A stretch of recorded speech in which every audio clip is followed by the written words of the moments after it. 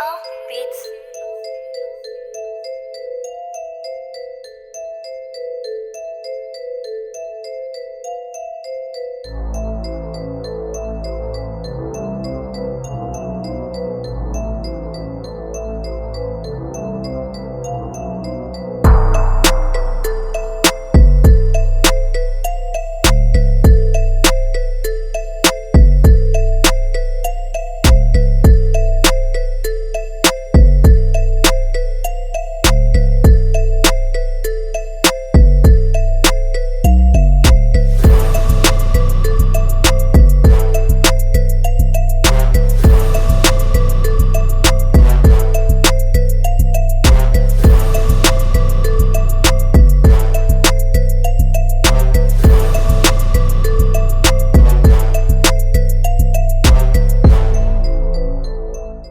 Motos Battle League Fuego 2. Nandito kami sa Circa Bar Makati.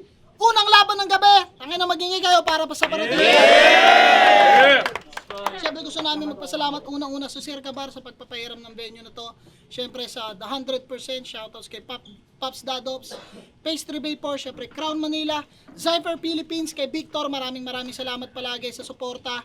Auto Beats, yan. M-Cars PH, sa mga naghahanap ng mga sasakyan dyan na mabilisan, tignan nyo na yan. Siyempre Taragista Koyaki, shoutouts kay Carl, kay Christina Maris Kaaway, sa Blacksmith Jewelry na nag-sponsor para sa championship ring natin sa pedestal, at siyempre sa Kinahon ni Rich. Shoutouts sa inyo lahat, marami tayong shout-out. Eto, unang laban sa kanan, galing pa ng Antipolo Rizal, mag-ingay para kay Arzone. Arzo, no, mga nasa Rihipo, Antipolo Local Talent. Shoutout sa FRBL kay Rayan tsaka kay Odeng. Sa kaliwa naman, galing pa ng Tondo, Manila, mag-ingay para kay Da Vinci.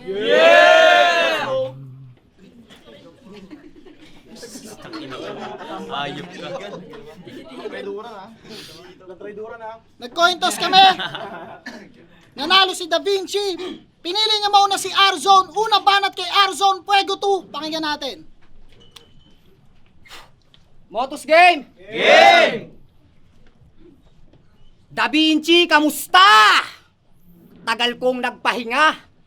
Ang sarap sa pakiramdam na makabalik pagkat nasabik na ako'y muling makapaslang. Ako ay uhaw lang. Oo, uhaw lang. Pero bakit mo ko in-scam? Humingi ako sa'yo ng isang battle, binigay mo sa akin isang drum. Hoy taba! Dumaan yung Pasko at bagong taon, bigla kang battle. Sige papalagan. Pagtapos ng sunod-sunod na handaan, may handaan na naman, pero di nyo ba naisip na nakakaumay na mga pagkain itong nakaraan? Kaya di na to nakakatakam. Pagtapos ng Pasko at bagong taon, iyahain ngayon, mamantika na naman. Iyahain ngayon, mamantika na naman. Usapang banatan, sabi niya kay Maxford, nung ako nagdulot ng trahedya, si Noah nalunod. O tapos, anong connect sa battle nun? Ano kung nalunod si Noah? Kaano-ano ba namin yun? Pagpalagay na natin na nalunod si Noah, dapat mong palakpakan ka namin dun. Okay guys, nalunod daw si Noah. Tangina, lalim nun. Tapos, umpisa ng round 3 niya doon, sabi niya, ang daming pwedeng makatapat. Ang tanong ko, sino yan? Ano bang pinagsasasabi ng gagong to? Umabot na kayo ng round 3, hindi mo pa rin kilala kung sino kalaban mo. Kasi eto, umpisa pa lang. O di ba napapahiya ka na? O round 1 pa lang, pero tong kalaban mo, nagpapakilala na. Ngayon ipapakilala siya. Ganto siya bumitaw. Mag-iimbento ng istorya, sabay magsasabi ng real talk na pasigaw. Magre-reference ng anime, Dota, ML, basketball, mga celebrity. Puro ganyan ang kanyang sining. Puro ganyan ang kanyang sining. Para maipilit yung punchline, pangalan ng kalaban, gagawan niya ng ibang meaning. Pansinin nyo mamaya. Yung pangalan kong Ryan Liberato, kung saan niya dadalin. Yung pangalan kong Ryan Liberato, kung saan niya dadalin. Tapos uulan ng salitang parang at sa iba't ibang bagay niya kami pagkukumparahin. Iba't ibang tao i-mention niya. Yun ang maririnig natin. Yung Arzone, gagawa niya ng apoy bars na ang bottom line, mas mainit siya sa akin. Diba? Diba? Puro ka-invento at parang tanga lang yung galawan. Puro selfie bars, sabay comparison na yung punchline, hindi konektado sa kalaban. Sabay biglang manunumbat, na kesyo matagal na daw siya sa larangan. Lamang na lamang na sa ambagan. Nakakatawang naririnig natin yung mga bagay na yun sa isang MC na wala pang napapatunayan. O ano, sasabihin mo na naman, na bata ka pa lang, nagbubukas ka na ng pinto para sa mga aspiring. Di ba bukang bibig mo yan? Isa yung malaking katangahan. Lagi mong tandaan na hindi mo kailangang manumbat lalo kung wala kang karapatan. Puro ka hate at inggit sa mga kasabayan mo. Puno ka ng insecurity, Brad. Matagal ka nang nagbubukas ng pinto. Anong paki ko kung matagal ka ng security guard? O nasa na yung liga mo? Anong ipangyayabang mong gago ka? Kala ko ba nagbubukas ng pinto? Ba't ngayon sarado na? Kaya sige, sumbat pa. Ikaw na mas nauna. Kaya sampal sa'yong matagal ka na pero nanatili ka pa rin kulang sa laro. At kahit umabot ka pa ng 50 years sa battle rap kahit kailan, wala kaming utang na loob sa'yo. Kaya ihanda mo ng mga baon mong puro lang sumbat, mga fake personals, pilit na wordplay sa past battles, magkungkat. Na natalo ako nung finals, history ng grupo ko, sige galingan mong humalungkat. Alam ko na ang topic mo, libro ng buhay ko, kaya round 1 pa lang, ako na mismo nagbuklat. Hindi kita kasukat, Da Vinci. Maling nakipaglaro ka ng apoy sa arsonista. Ngayon yung makikita kung paano ako makipagsunugan ng kilay sa gumawa ng Mona Lisa. Ako daw ay planong itumba gamit mga obra ng Da Vinci. Ang core naman nun. Yung plano mo mauudlot. Madidisgrasya ka ngayon. Hindi mangyayari na ako'y mayari. Kaya sorry na lang, Chong. Hindi matutuloy ang mga plano ng Da Vinci. Drawing lang yun. Time! Unang banat, Da Vinci! Binaha. Alam mo yan, Sight. Natirikan ng motor. Yun yung mahina na persyon. Nagre-reklamo siya sa match up. Ako lang. Anong karapatan mong mangwestiyon? Ba't ako yung kaharap? Talaga? Tungaw hindi mo nga nagets yun. Kaya ka tinapat sa binaha. Kasi uwaw ka sa atensyon. Kasi match up niya. Ang bobo. Ano ba yung utak mo? Puno ng hangin. Pero di mo na ako kailangan itulak, Sight. Kung quality yung batong nang galing sa akin. Kasi siya si Arzone, a.k.a. Ryan Liberato. Yung gago. Nagyayabang na kaagad. Kaso paano? Itinurog yan ni Lord. Sa finals, talo nga to. You didn't hold that man well. Nakalusot tuloy sa kampyonato. Kasi tinulak-tulak ka lang, bumaba ka na. Sobrang mahinhin.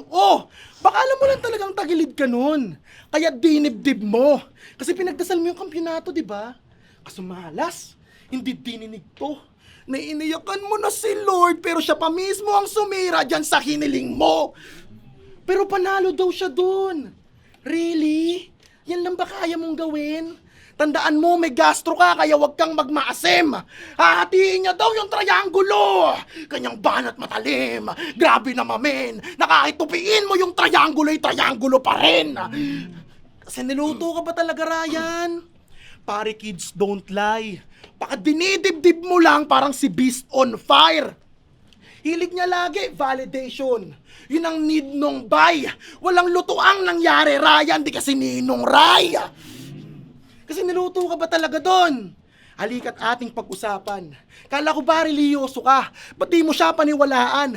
Ganyang ugali, mortal sin. Pagbabato ng mga paratang. Typical religious person na pagtapos harapin si Lord ay gagawa ng kasalanan. In-explain na yun ng judges. Pero nagtingang kawali ka. Walang tinatanggap to. Kaya lumabas yung pagkapeke ng leche. Yung totoo tinatakpan mo. Sa kagustuhang umangat sa one-up. Fuck up. Ay dun din babagsak to. Nasadyang dinaya lang ba o baka dinaya lang to? Kasi ang daming patlang sa kanyang bawat hakbang. Sobrang dami mong dinayal para wag masaktan. Kasi tawag sa sarili finalist. Para mapagtakpan ng katotohanan na sa laban, siya ay runner-up lang. Kasi tas galit ka kay Kilua. Kaya siya'y kupal at bastos. Inaasar mo siyang ulila. Wala ka na ring tatay ngayon, boss. Tingin sa kanya ay mahina. Tinitignan mo lang ay flaws. Ngayon anong pinagkaiba niya ni Kilua? Na tinalo rin sa finals ng isang Diyos. Pinaulit-ulit ko yung finals. Aking panggerang dala. Binalik kita sa senaryo na kanyang pyesa nga. Ngayong pinaalala ko ulit yung Diyos. Dapat masurpresa ka ba? Ngayong naalala mo ulit si Lord. Kasi may problema ka na. Time, Pakalong Banat, Arso. Tama yung round 1 ko no? Tama yung mga angel Tama, di ba? Round 2 game? O usapang tournament. Alam na nila yan. O hindi ako nag-champion, alam ko ring saksi ka dyan. Ikaw lagi kang first round exit Kita na yung kaibahan. Ako natalo sa final sabang ikaw, idol mo si Badang. Oo, mapa-floodway at Motus, laging first round pa lang, laglag ka na. Tapos umiiyak ka sa dulo at ang punto, tamang impluensya ka ni Badang kasi pagtapos ng labanan, sumisigaw ka din ng luto. Luto. Dito sa Motus, natalo ako kay Jem. May sakit, nag-choke, pero di ako nagdahilan kasi kasalanan ko na yon. Ikaw lahat ng talo mo, puro body bag ka, tas lagi kang nagrarason. Diba kay Pilos, Calix at Katana after battle, puro ka rason? Nakesyo busy ka sa negosyo mong aircon at bias yung crowd, tarantado, walang ganon. Tinatrader nyo lang to sa Motus. Pati mga tropa, pinag-iisipan mo ng ganyan. Kung talagang walang problema sa attitude mo, kahit konti, di mo mararamdaman yan. At speaking of tournament, sa Floodway, nag-choke to kay Okram, sabi niya, pulutan mo 5 subo. Tas wala na! Yung susunod na bara ay hindi na natuloy. Panay ka kasi 5 subo ng 5 subo. Nabulunan ka tuloy. Tas ang hilig pa mag-basketball reference. Puro yabang. Lagi daw kasing tambay to sa court. Sa food court nga lang. Ang yabang. Nagpakita ng moves. Kala ko ako'y mapapabilib na. Ganda ng crossover o sabay layup. Pasok. Yung burger sa bibig niya. Basketball ulul. Yan ay madaling ibanat. Ako kahit saan nakakashoot. Kaliwat kanan. Sige, mamili ka ng move. Alin o nasan, ito'y magkabila ang hook. Karim o Duncan, mamili ka. Kaso masiba siya. Kaso baliwala rin aking napiling banat. Kainis ka high blood. Sayang lang yung time sa rhyme scheme na lapat kasi ang pipiliin niya pa rin, ice cream at salad. Ang takaw mo. Alam nyo bang pagdating sa pagkain, nagmumultitasking to? Napakagrabe. Sa sobrang takaw, kaya niyang kumain. Habang tumatae. Suwabe. Ayaw mabitin sa sobrang siba, nagiging nerdo na nga rin. Sa only rice ka na nga kakain, nagbabaon ka pa rin ng isang kalderong kanin. Puro pagkain nasa isip kahit mahimbing na siyang tulog. Hindi mo inunguya yung pagkain, dinidiretso mo lunok. Kaya tingnan nyo itsura. Ang laki-laki parang hindi nabubusog. Nung bata ka, di mo naranasang malawayan kasi sa sobrang bigat mo, di ka nauusog. Hoy bugok! Puro kalas battle. Kailan ka bang mawawala dito? Lahat kami excited.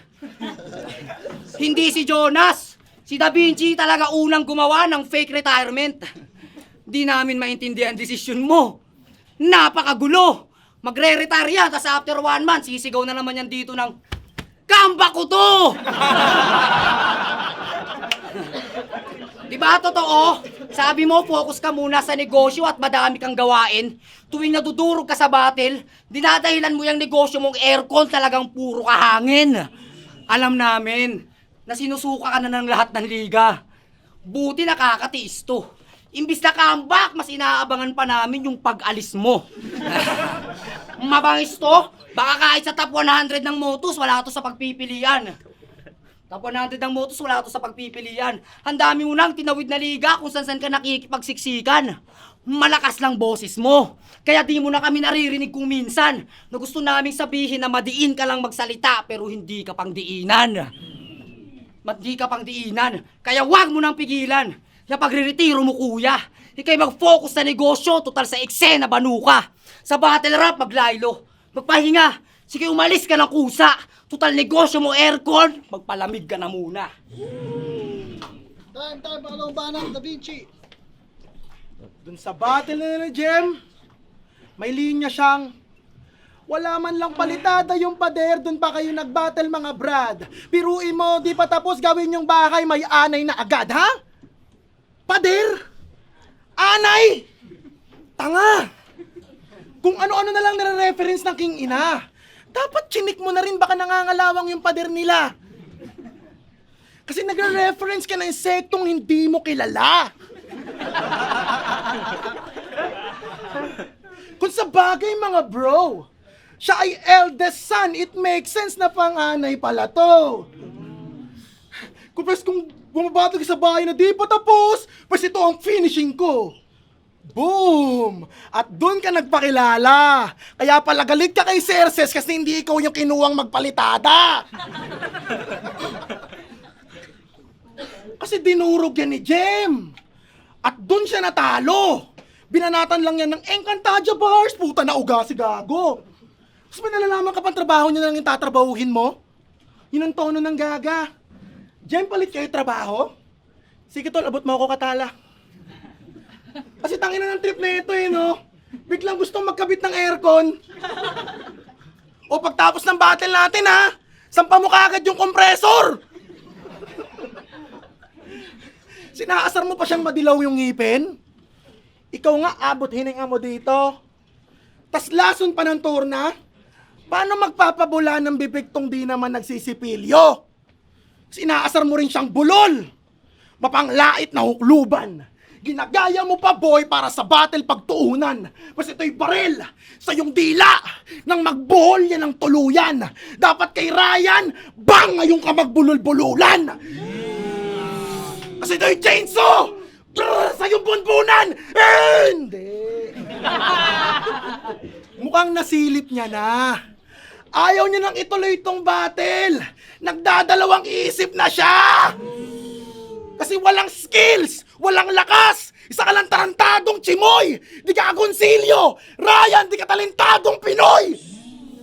Kasi sanay ka sa streets. Laki ka sa kalye.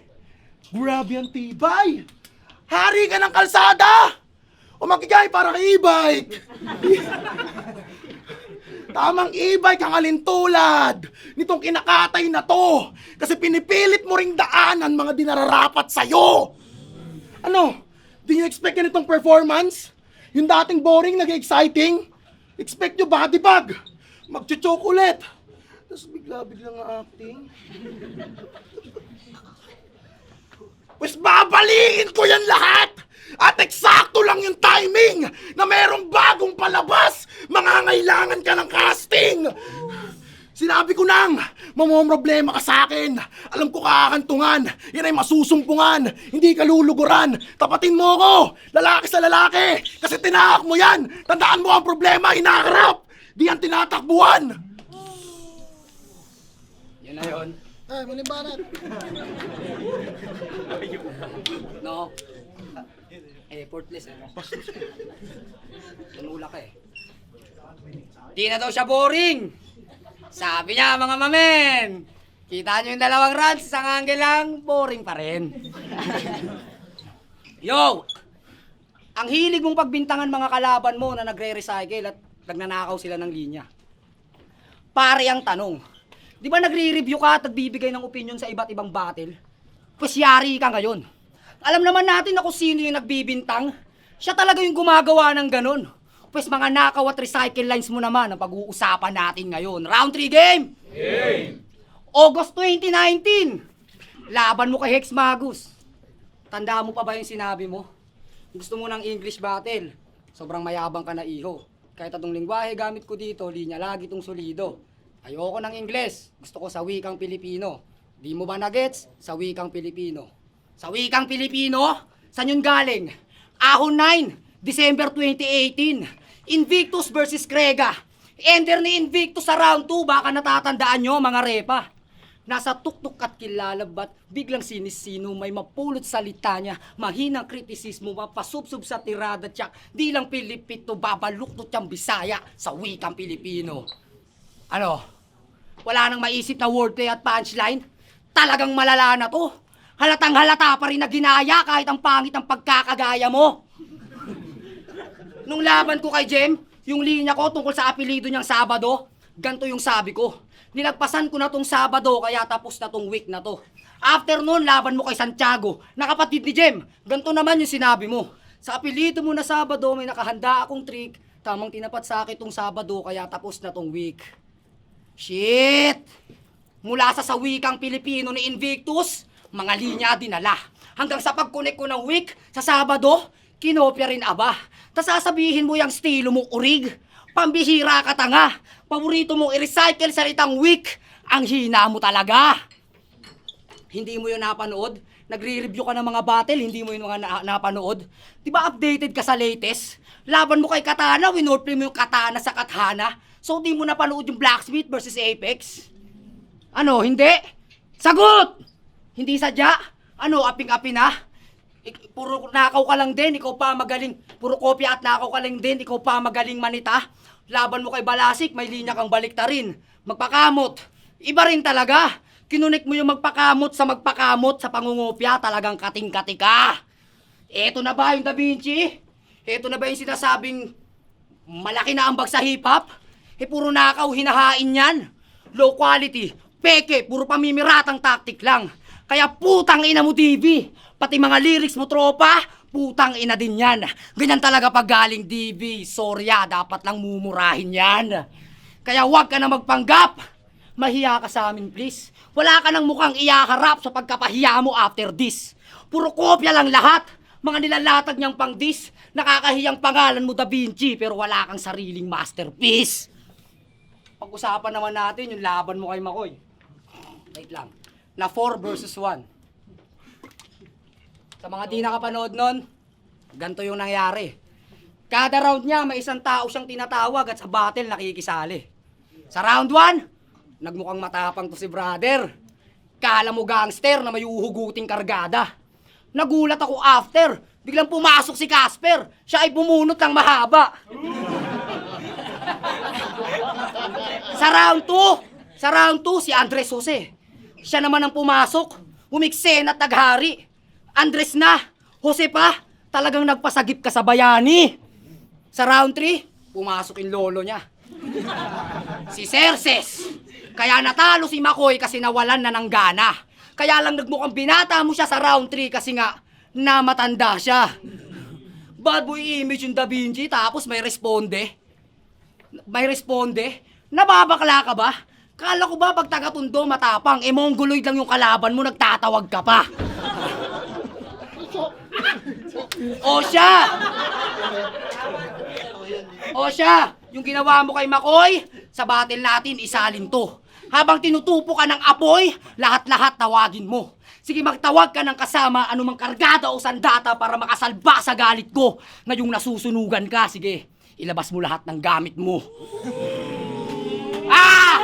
All 3 rounds, di ko ginaya mga nakalaban mo para masabing magaling lang. Di ko dinama yung nananahimik mong nanay at asawa. Kahit alam kong gawain mo rin yan. Sa'yo ko lang tinutok crosser ko. Kaya sintadong tiningnan. Malinis kong ginawa yung assassination ng walang nadadamay na sibilyan. Malinis kong ginawa assassination ng walang nadadamay na sibilyan. Kaya, laging mo sinasabi kay M-Site na bigyan ka ng kalabang malakas, bigyan ka ng kalabang magaling, hindi mo na kailangang magreklamo sa kanya. Ngayong ako yung dumating. Time uling banat, Da Vinci. Dito yung inaasahan kong dumating. Sobrang weak ng puta. Kinakalawang ka ata, Dol. WD-40 ka muna. Kaya mo?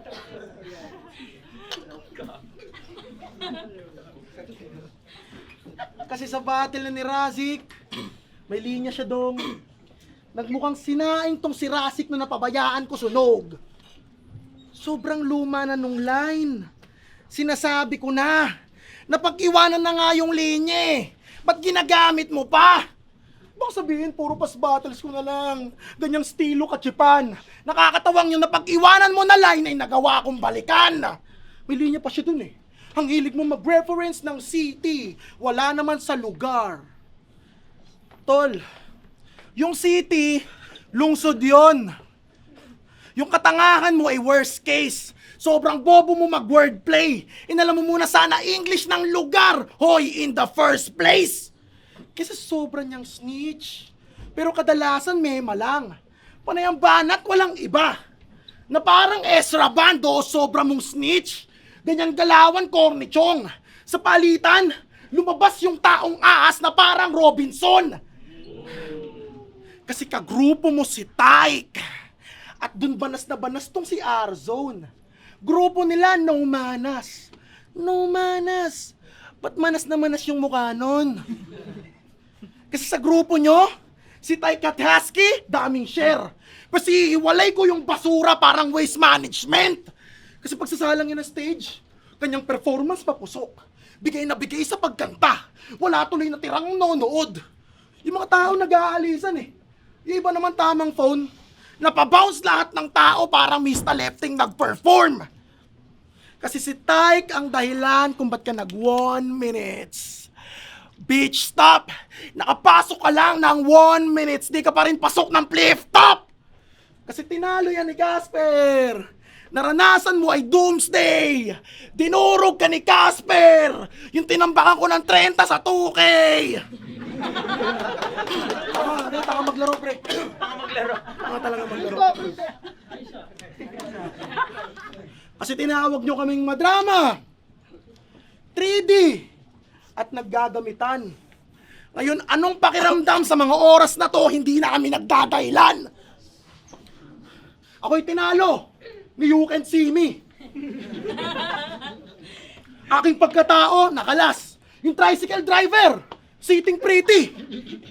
Ako'y dinurog ng malakas. At si Empoy, didn't just kill me. Ako'y binadibag ng marahas. Sa pagbalik, UNTV, wala nang madramang palabas. Sinabi ko nang sa round 1 at sa round 2 na ako yung problema. Kaya pumangit yung liriko. Nagsisito. Kine-question ko yung sarilit nalilito. Ngayon ako'y nagbalik. Mas malakas. Ibang Da Vinci yung naririto. At kaya ka na momroble. Malang ganyan. Hindi ko na problema sarili ko. Kaya tapos na akong magpinta. Hindi. Ngayon ikaw na may problema.